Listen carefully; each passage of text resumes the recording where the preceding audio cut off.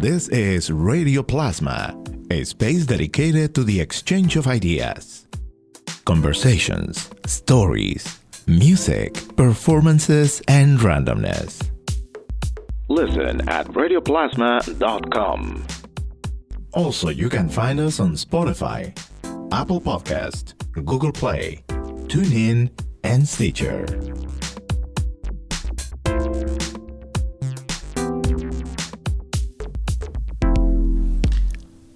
Welcome to Radio Plasma. I'm Johan Rashi Vega, and we are in the community room of the Holyoke Public Library.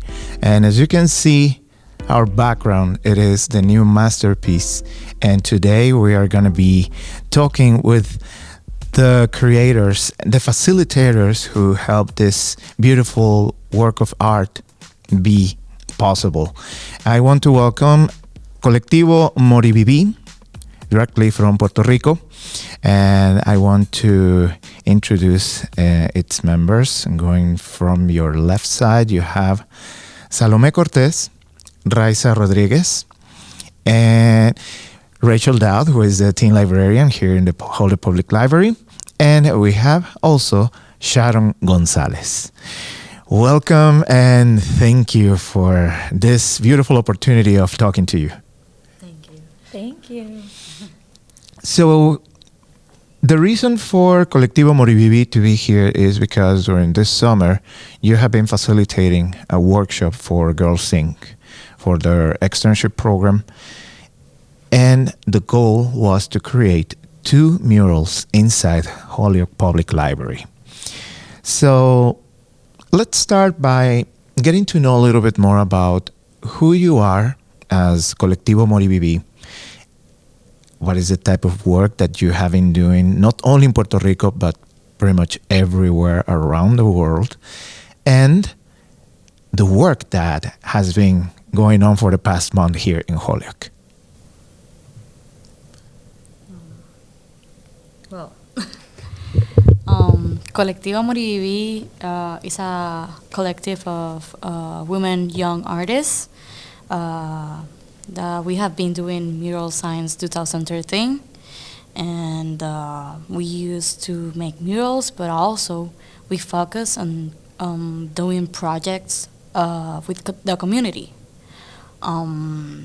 We start participating in mural festivals, but since the people start seeing our work and our murals, different kind of organizations start to reach out us to collaborate with them and to make murals, but with another members, like community, like kids, young people, different kind of people.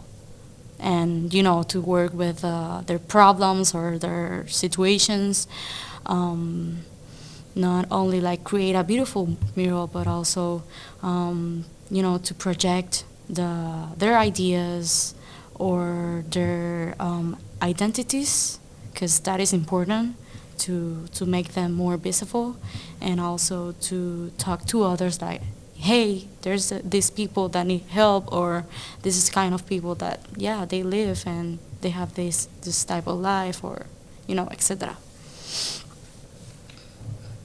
When we talk about Moriviví, we are referring to this plant.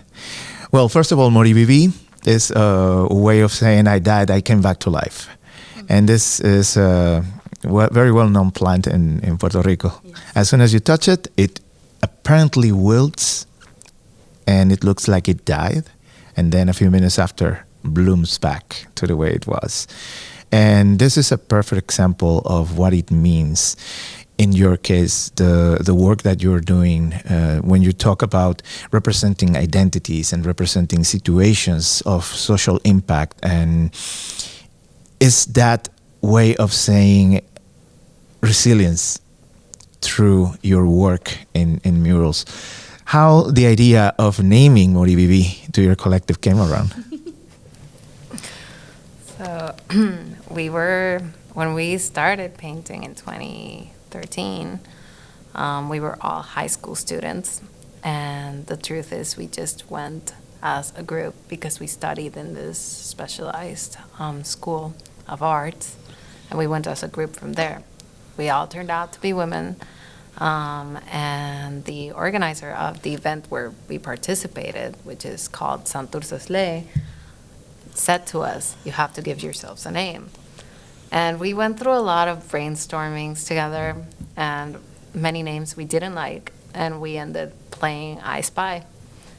And in front of the wall where we first did our first mural, there was a patch of Moriviví's. And because we were just like playing I Spy, one of our members said, Moriviví, like as a name, and we all got that instantly, and we just clicked with it immediately. And it was very, very spontaneous in that moment, but with the passing years, it has made more sense. Like, it happened that way, but now it has a lot of meaning. I can definitely identify that growing on the name and seeing it as something that has more sense, not only for the work you're doing. It's a name that sounds so playful, that it sounds so part of the Puerto Rican lingo. It's like a word that sounds so unique, even though it is well understood in Spanish for anyone who speaks the language. But when you hear Moriviví, you immediately know it's from Puerto Rico. How was for you this experience of being involved not only in Holyoke but in the Pioneer Valley when you were here last year facilitating the creation of some murals that are visible right now on Main Street, and more recently some of the work that has been made in Springfield? So last year, the reason that we connected to this place is because I came here after the hurricane hit Puerto Rico, and just came here looking for a job at first because things were tough. I worked in a factory, and then I found another opportunity to study in one of the colleges of this area. And through them, I knew that I wanted to paint, and I connected with the Puerto Rican community here, which was very important for me as a person who was displaced from my home because of necessity. And when we do art, and that's like how we connect to people. So it was super important for me to give back to that community that opened their arms to me. So actually I found budget, like I wrote my grant proposal and found a budget to do those murals last year with another member of the collective who is not with us here. She's in Puerto Rico. And that was what opened the doors to keep working in this area. So I have like that special, like those special roots I laid down last year, and this is now like flourishing and coming into something more. And I got the chance when we worked in Springfield. I was very excited to bring the rest of the group here and then do this project. And I hope they can like share how they feel about that, because they know I was like really, really excited for us of coming back here. Okay. Should I? Okay. Yeah, I feel like after the hurricane, there was how much time were you here? 6 months? More than 6 months? Yes, more than 6 months. More than like 6 months? 8 months. Like 8 months. Yeah, I remember that period being very kind of like entrecortado. How do you say like a very interrupted? Interrupted. Like a very interrupted time. And I remember mostly our conversations through the phone about how you were feeling and how you were doing, and you know how you were coping with everything that was happening in Puerto Rico, but also simultaneously like here in Massachusetts.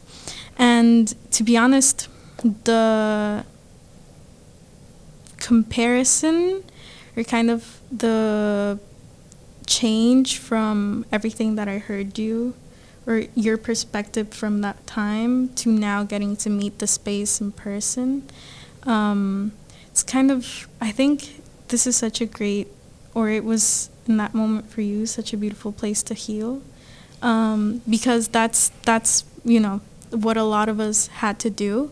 Kind of like leave the island to heal and then come back with a little bit of more energy or a little bit more of time and space and mental health to kind of pour energy into rebuilding that island.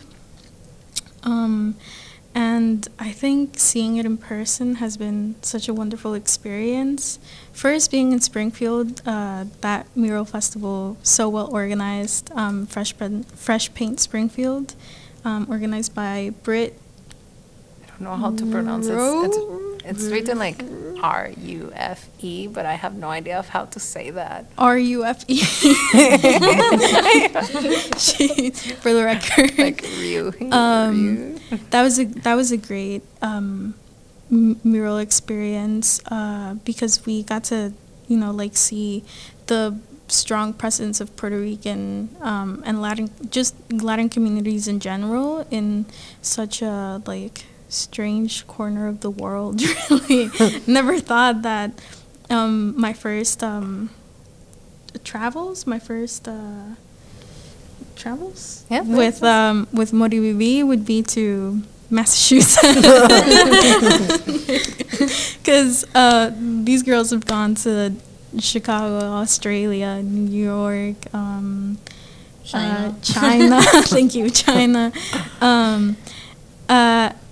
And then just to land in Massachusetts, I guess what I'm trying to say is that you can definitely, from an outsider point of view, underestimate the space, but it's only once you get there that you realize how much moves in it and how much is happening, and the thirst that there is for things like this, for moments to share in a community. So. Well, yeah, the experience that I have been here, in Massachusetts, Springfield and Holyoke, has been beautiful for me. I noticed that thing that Sharon told me about the Puerto Rican community, and not only Puerto Rican people, the other people, like Latin people and American people that live here, are such a beautiful, group of human beings, and I have been enjoying it a lot.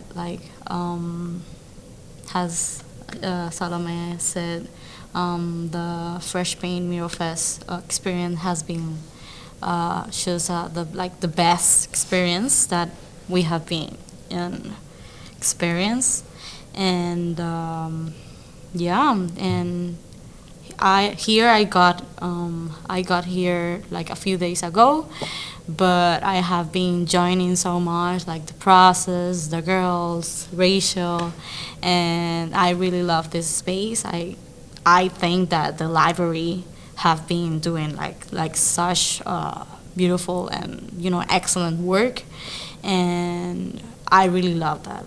I wish that I had a type of library like this one in Puerto Rico, because we have a lot, but they don't do this kind of projects, and we need that too in Puerto Rico. So this experience can help us to maybe talk with other institutions in Puerto Rico and make some projects like this one. And I wanted to repeat it, not only in Puerto Rico, but also here, maybe next year. Maybe so. Yeah, and have the opportunity to join the process from the beginning. And when we talk about spaces like the public library here in Holyoke being the canvas for this beautiful work, it is interesting to realize that not always public spaces like this are open for public expression, which is ironic, even absurd. Yes. I would like to ask Rachel a little bit about this whole idea and this endeavor that is in much thanks to your initiative and your idea of bringing some of this expression and this fresh art to the walls of the Holyoke Public Library, and at the same time creating a vessel of connection with the community and, most important, with the youth of our city. Yeah, thank you, Johan. I've been planning this project with these wonderful women for the better part of a year now. At this point, I first found out about the collective in general from a coworker who mentioned that they were doing the project with the Cuyo Social Justice Camp program, and so once she told me about it and explained, I just knew that that would be a fantastic fit for the youth at the library as well. So I met with Sharon and another member of the collective, and we just started formulating and planning this idea. And through many grants later and many meetings with administration and figuring that out, the project was formed. And so I knew that I wanted it to be, rather than the collective just coming into the library to create a fantastic mural, I knew that it was going to be essential that they work with youth, because I knew that that was part of their experience. In the past, working with youth and coming into communities, getting to know the community, and just being able to collaborate and help the community kind of express their ideas through public art. So it just so happens that the youth from Girls Inc., they were looking for a work site for one of their summer externships. So it all came together so beautifully through kind of community organizing and community collaboration. So the girls from Girls Inc. Were able to come here and work with the Colectivo and actually get paid to do their work here, which I think is super important, especially as like a female artist, to just know that your work is really valuable and that the community and like your employers just value your work. So that was something that was just really special as well. And so they signed up for the externship, and I also gathered a group of really wonderful youth from the public library as well. And so we kind of formed this really amazing group, and it also just kind of happened magically that it was a group of all teenage girls, which I think we didn't exclude boys from joining. It just happened that those were the folks who really wanted to commit to this project too. So it just like kept on coming together like very serendipitously and just pretty magically as well. And that is, again, another perfect way to continue proving how much women are the strength of our society, how much when women get together, things happen. Absolutely. I actually had some youth who were mentioning, they were talking about, they were like speculating, they're like, oh, if we had boys in this group, and then they just kind of came to the conclusion on their own, they're like, oh, we wouldn't be getting so much stuff done. So I think it's just really amazing when you have these like all-female identified people's spaces. I think it's just really, really important, and there's so few of those spaces in the world. So talking a little bit about your experience as artists and also as mentors for this group of students and emerging artists, what was the way to create the concept and the actual work of these two murals? We are right now contemplating, for whoever is able to see this through our visual feature, we have the mural at the community room, but there is another one on the new books area as well. A little smaller in size, but I think as strong and big in its message as the one that we have in the background. So how was that process of coming with these two concepts? So I think we are really excited about the fact that this is the first project where we can conceptualize with our community, with the community we're working with at such a deep level, because we've had many different experiences, but they have all been shorter, the exchanges with the community, whereas here we were like every day with the students, with the girls, which were great. And we also got the chance to grow in that mentorship area of like actually figuring out ways to open creativity in people who haven't studied art or who have no background in art. Because before, our experiences were more brainstormings with community where we would gather ideas, and from that we would figure out the conceptualization ourselves. Whereas here, we actually got the chance to discuss with the girls every detail, where even like how the image was going to be mapped out in the space, and taking the references with them being part of the mural. So it was like, you know, in so many levels, even a better job at like putting out there the voice of the community we're working with. And I think that's like, it feels really great as mentors to have been able to do that. We tried a lot of new exercises, which was, you know, good for us, so that we can repeat this in the future. And the truth is that the message of both murals came out like really powerful, really beautiful. And I think it kind of surprised ourselves, because yes, that, like I always tell them, I'm so proud of the idea that you came up with, because it's their idea. Like we didn't have to force our ideas at any point. They actually like made sense of every figure and how it was going to be placed and why that was important, that it had certain characteristics. And yeah, we felt like so proud of them, and also like that we've grown as mentors because of that. I think definitely there's a lot of work to be done with kind of breaking down all of the privileges that involve being an art student or being able to create, produce, and study art. It's not accessible at all for a lot of communities. For the majority of people, studying art is next to impossible. And I think for us as a group, it's very important to kind of deconstruct that privilege and make it as accessible for everybody at every level, and so that they feel like their level of participation is 100%. Because it wouldn't really be at all useful for us if we couldn't play around with that accessibility, and if we couldn't play around with kind of sharing what we know, because then we would just be repeating a lot of errors that, you know, come from years and years of history of art and mural making. And I don't think we're interested in that at all.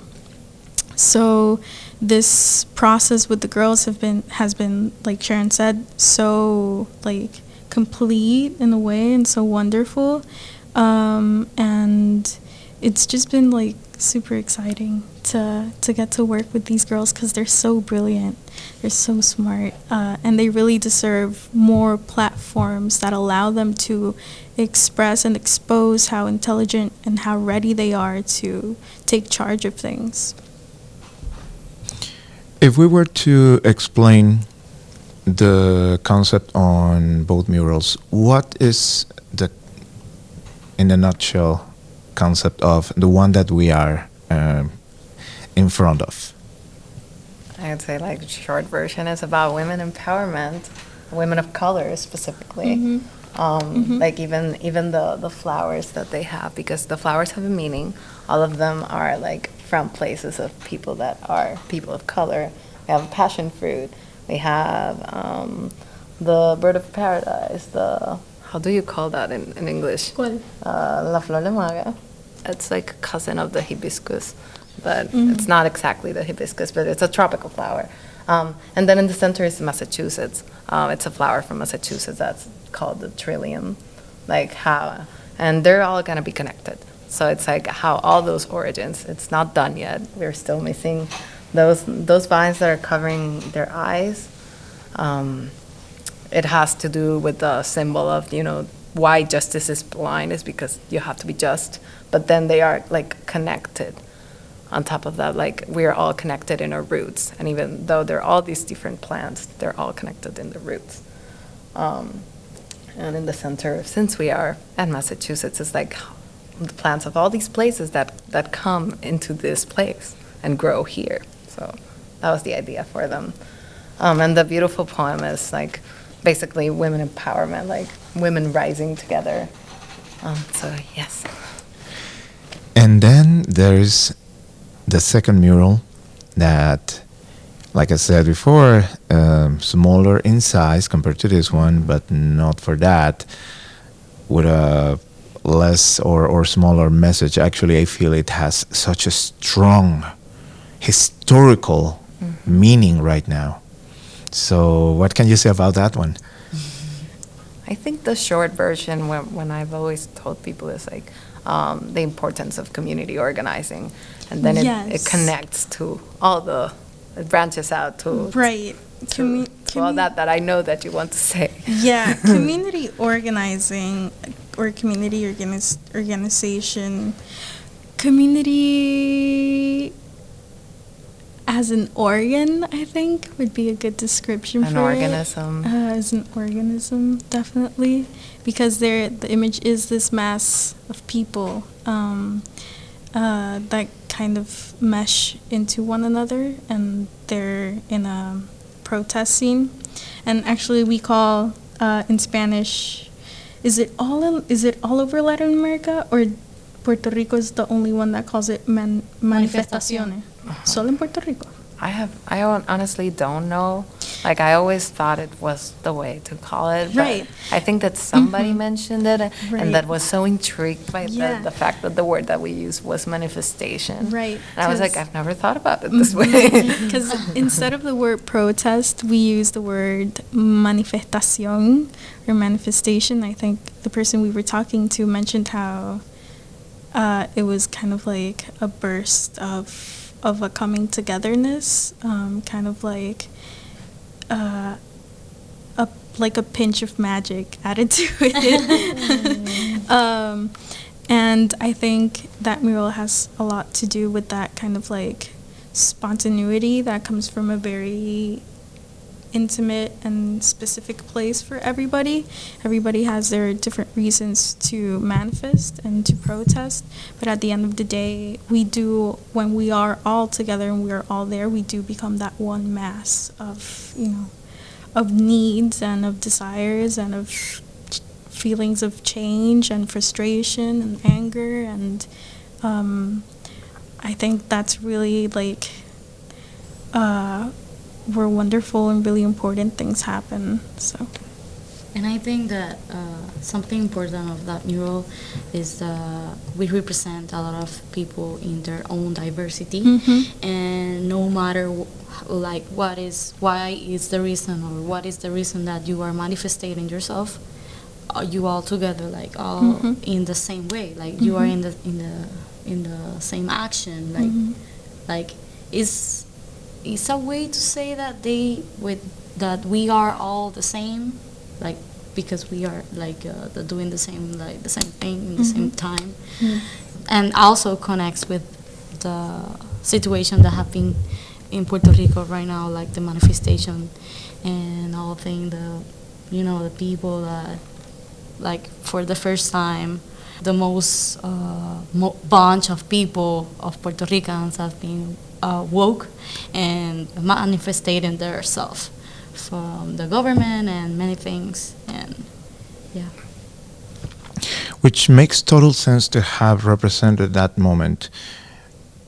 It's so serendipitous and spontaneous the way this happened, because as events were unfolding in Puerto Rico, it was that same day when some of those images began to be put on that wall, capturing the moment as it was happening. So it's really meaningful to see how this mural is history in the making. Yes. And the girls were able to be part of it and absorb this moment and see how much the power of organizing as community can create change, a positive one, without having to resort to violence or to anarchy, just by doing what it has to be done in terms of exercising your right to express and demanding accountability from the ones who were supposed to be doing our job for the communities that they failed. Can I say something? Okay. Just to kind of clarify an important detail about the protest in Puerto Rico. Okay.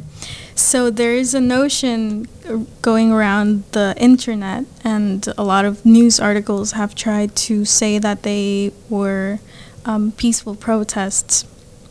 And a lot of them were. And definitely the violence, the major violence, did not come from the protesters. But I feel like it's very important to not erase the fact that there were people who stayed every night in San Juan, breathing in pepper spray and breathing in tear gas, and kind of in those front lines facing that aggression coming from the police and coming from the government. And being physically abused. And being physically abused, by the yes. police. Because there were a lot of incidents and a lot of people were arrested, unjustly arrested, and a lot of people did suffer major injuries. And, you know, that was part of it too. So that the violence was there, and the violence was necessary in a lot of aspects for the, ¿cómo se dice? Provokes. No, para el logro de la To achieve for the that. achievement, for the achievement of our goal, which is for the governor to resign. So peaceful in some ways, and in like a lot of the protests were very peaceful, but that violence was there, and that violence was very necessary. And just to clarify that. No, absolutely. Because actually in the Would you say violence necessary from people defending themselves? from people defending So themselves. I think we need to clarify that, because it felt like you were saying that the police. No, not the violence from the police. People defending the themselves. people defending themselves.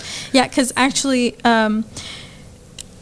one of the first people I drew for the second mural, for the one where like the protesting is happening, the first people that I drew were people that were covering their faces and that had tear gas masks, and that had, you know, like bats and shields, because I feel like it's so important to represent their importance in the protest and their presence in the protest, because a lot of times they are antagonized by the police and by the media, and really they're just one of the most important aspects of the protests, and without them a lot of things would not be able to be accomplished. So it's kind of also as a thank you to them for being in those front lines and for doing all that they did. Mostly of those people are being the same that are being protesting for many years. Years. Yes. So this manifestation doesn't start 3 weeks ago. It started like many years ago. Signed 2010 or 2018 or maybe far away, like or 1970s, or you know, like going back. We have our own history of protests, and in the last couple of years, it has been like intensifying. Very intense. And this was like the last straw, you know, because it has been a very tough couple of years, and not just because of the hurricane. There were problems before that, many problems, which just you got to see evidently with the hurricane and how the government managed everything. Maria, in a way, just helped to uncover all the damage that the government, the local government, has inflicted in its own people for so long. And also for people to learn about the existing relationship we have with the United States, because for many people that's still like, she just found out because that happened, and we've been there like all these years. And as an artist, it is always important to have a message, to have a meaning that goes beyond just the visual or the tangible representation of your work. Is the meaning that it has, what it goes through the years and time, saying this is why we did what we did. So how do you feel at this point as a collective of young, talented women seeing your work being featured and being recognized the way it is? Well, I think, first of all, I think that the work that we do is important because not every artist have this achievement or this, the achievement or Recognition. Or, you know, not every artist wants to work with people or works with these problems that are not like that all of us the same problem that we all have. So they only focus on traditional fine art for museum, for galleries, for to be a famous artist. To be a famous artist and not to do something important through art. And that's why I think that the thing that we do is important, because we don't want that. We only want to, our work will be recognized, but that is not the first thing that we want. We want mostly to give, like as Salomé said, that we want to give this opportunity to other people that doesn't have the chance to experience art, and also to not only art, to notice that they can do things with others, that they can if they want to do this, that they can create that, and they can work to do that. I think that it's. I think that also another thing that speaks to the line of our work and what Raysa is saying is the fact that, I'm not saying it, I think it's a good thing, but our work hasn't been put into the category of art by any institution. Like, no institution has done that, not a gallery, not a museum. It has been through the work itself, because we've worked with those people, and because our work has had the impact to be written about and be accessible through media, through newspapers and academic papers on what community organizing is. And I think that validation through those other mediums that are not the usual art institutions really speaks about like what we are trying to accomplish. That is to escape from that world, because that world can be pretty alienating sometimes and elitist. So I think that speaks to that. Yes. So art is not only manifestation of the soul and the collective expression, it is also a tool for resistance. It is a tool for political points of view, expression and manifestations of them. And another way also to claim for equity and social justice, because art belongs to everybody. And I think with what I'm hearing is that it is time that we take away from the hands of the gatekeepers of art, whatever they think art should be, to let it go and let it be part of everybody's lives. Yes. Yes, definitely. 100%. 100%. Yes. This is such a beautiful work and a beautiful experience to get to spend time for the past weeks seeing the process from brainstorming to almost the completion of it. And I think this is something that is going to remain for many years, and it's going to be such a powerful story of success for the girls from Girls Inc. being involved in this project, because I know they will carry this experience with them and they will share it with their peers, with their family and friends, and that will keep telling how much the meaning of every color and every stroke of the brushes in these walls mean to this community. Well, do you have any last remarks?